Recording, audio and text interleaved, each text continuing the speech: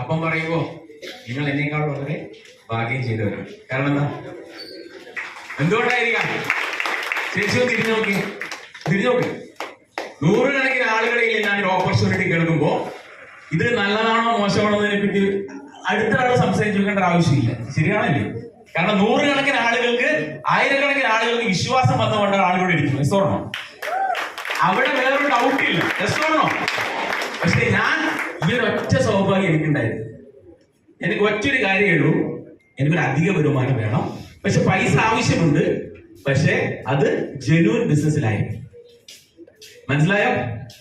അങ്ങനെ എന്റെ ഒരു ചെറിയ ഫോണിലേക്ക് ഒരു ഓപ്പർച്യൂണിറ്റി കേട്ടു. പറഞ്ഞവർ മറ്റവരല്ല, ഇന്ന് എന്റെ മൈലേജ് തന്നെ ഡബിൾ IDITC മിസ്റ്റർ ബെല്ലിസാർ, മിസ്റ്റർ താമരശ്ശേരി ഈ ഓപ്പർച്യൂണിറ്റി ഇങ്ങനെ തന്നു. പുള്ളി എനിക്ക് വളരെ വർഷങ്ങളായിട്ട് അറിയാം, അവിശ്വസിക്കേണ്ട കാര്യമില്ല. ഈ മാനേജ്മെന്റ് കുഴപ്പമില്ല, അടിപൊളിയാന്ന് പറഞ്ഞ് ഞാൻ ഏറ്റെടുത്തു.